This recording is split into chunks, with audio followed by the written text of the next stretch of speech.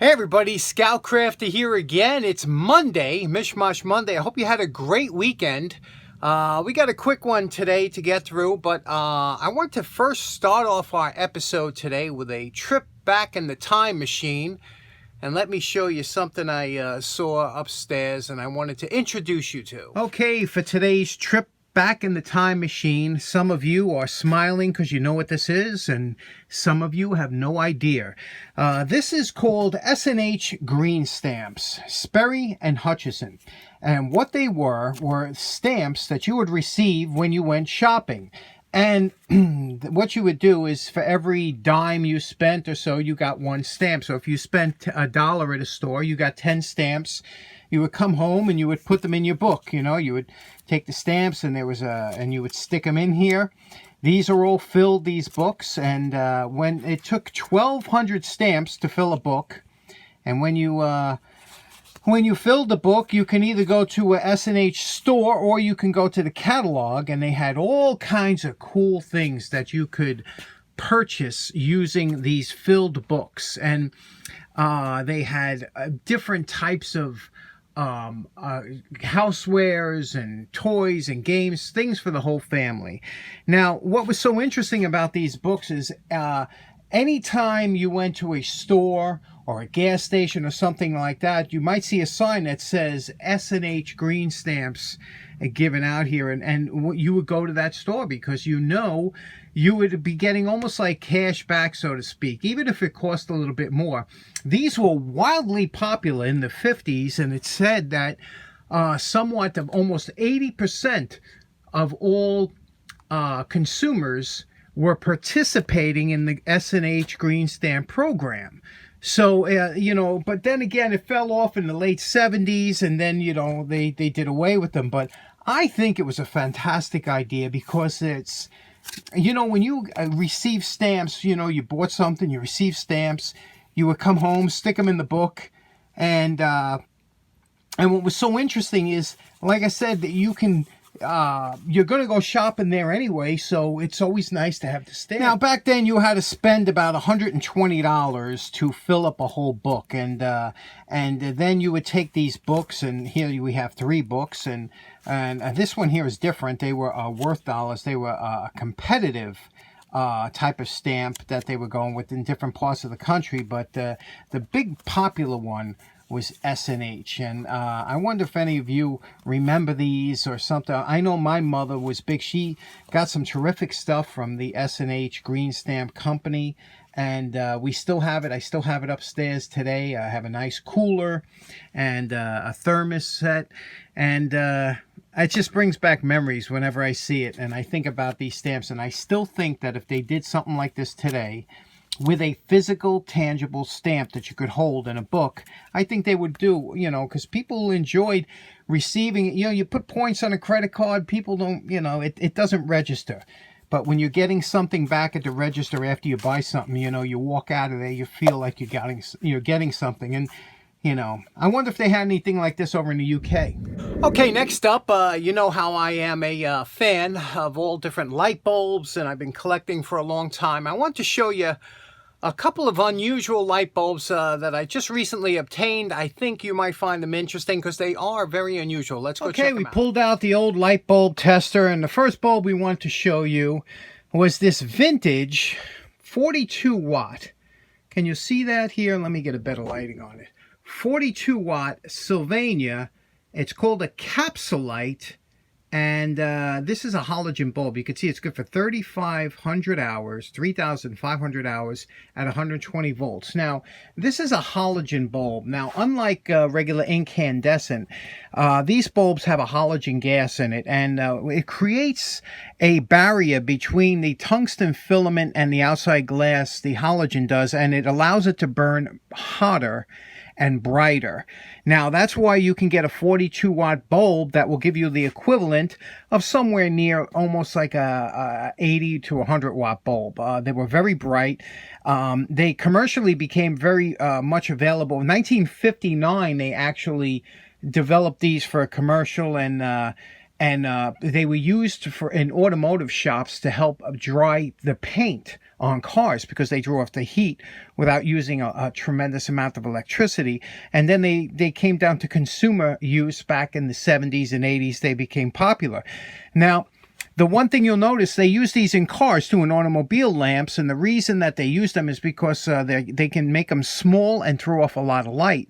However, they do have their drawbacks too, but the one reason you don't want to use a LED, especially in the Northeast here or anywhere it gets cold, is because a LED light in your headlight will not melt the snow that comes on, or ice that gets on the coating of the lens of the headlight. So that's why here we stick with the halogens when you can. It keeps it warm and stops the ice and snow from building up on your headlights. But these here, one thing you'll notice is they usually had a quartz or some type of heavy glass, and you can see this is a solid glass bulb. I mean, unlike the traditional incandescent bulb that's very fragile, this one here was built extremely tight and hard, and solid glass. And another interesting fact is, they tell you not to touch it, not so much with the household bulbs, but with the automobile bulbs, you're not supposed to touch the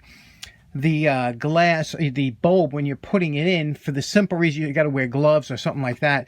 And that's because the small hand oils that are on your hand when you touch the bulb, on those bulbs, they get so hot that they can actually burst. Also, people have gotten second and third degree burns from touching halogen bulbs. That's how hot they get. So let's take a look at what this looks like. You can use a dimmer on halogen bulbs, and we'll turn this on here, and you can see we have a little bit of light in there, and I'm bringing it up. Now, obviously, this has auto dimming on here, so you won't be able to see the light, but we'll bring it up to full power slowly, and you can see it did give it a nice, pleasant light at about 3,000 Kelvin or so. But again, these were short-lived, but they used less electricity. It was on our way to the bulbs that we use today. Halogen bulbs. You might still have some in the house. Next up, I got this really cool new old stock Norelco. And I bought this because I was telling, when we did our drop lights or our trouble lights last week, I was telling you about, they used to have rough service bulbs. And I want to show you what a rough service bulb looks like. Now, I want you to take a close look at the filaments in here, and you could see the filament is along here, it's braced. You see these two big rods on the outside are supporting these glass tubes that have the filaments in between. So it's a very rough service bulb. This is actually a projection bulb, 750 watts. And look at that cool bulb. And it was made for, extremely bright, 750 watts. And these were meant to use in projections and things like that, overhead projectors, things like that. An uncommon bulb, but it was nice to get one NOS. Let me show you what these filaments look like. I'm going to focus in on it, and I want to fire this up so you can see how cool that is. I had to position it a little bit sideways, but we're going to turn it on. First, we're going to turn the voltage down here. And we're going to slowly bring it up, and I want you to see how these glow. You see how quickly that takes power, but let me see if I could get it down to the point where you can dim it out a little bit, and you can see these filaments.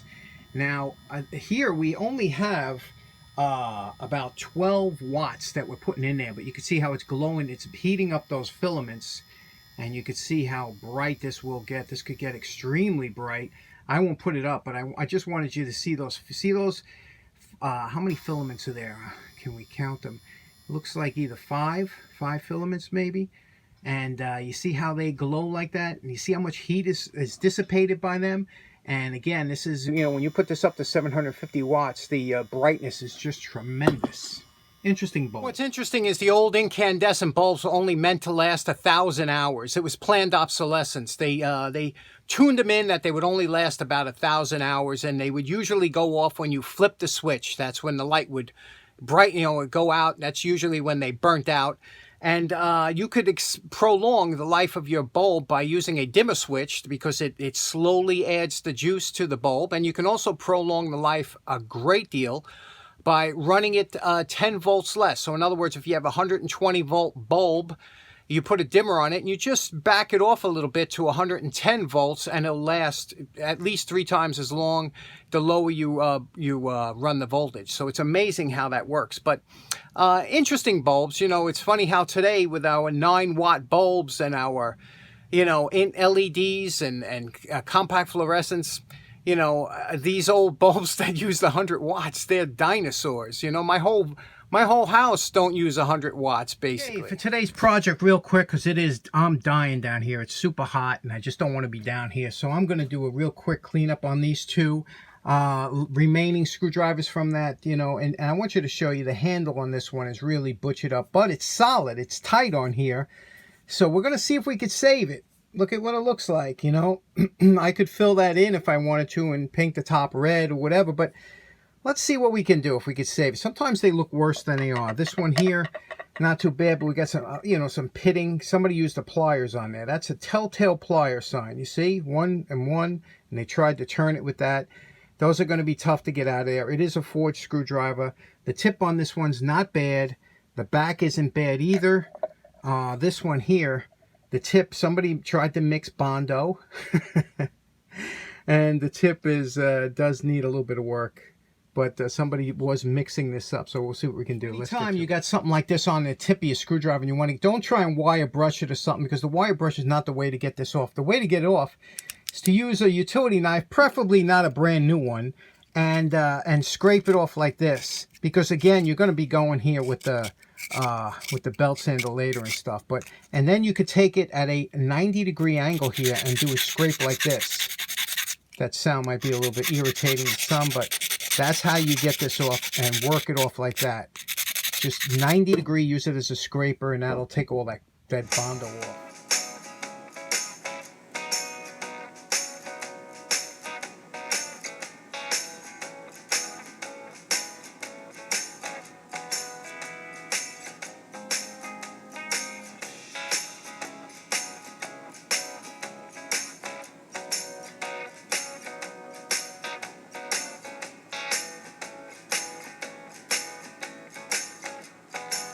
Okay, about an hour.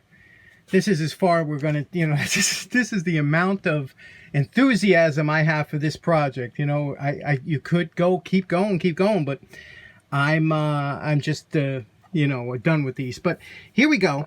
You can see we brought it back. You can see here, got rid of all that chips and everything. You know, you can't really tell. You took it down a little bit. That's what these screwdrivers were meant to do. Did up the tip here. Okay, it's all nice. Same thing with this one here. We got rid of those big gouges that were here in the base. Took the back up nice, right? Did the scales nice. The tip is okay on this one. Now what we're going to do is we're going to stain it. Now I know a lot of you purists out there saying, well, I wish you could just leave them like that. But you can't, because it's wood, and bare wood is the worst thing, especially next to steel. You know, they'll absorb moisture. They'll expand, contract, and that's how you have your problems. So you have to seal it. And the first thing we're going to do is we're going to stain it, and then we're going to seal it with a couple coats of shellac. That's my favorite. For shellac is very durable for hand tools. So let's do that now. A little gunstock stain, couple shellac, and we'll see what it looks like. Now you know my favorite part. Remember what these 2 screwdrivers look like before we started.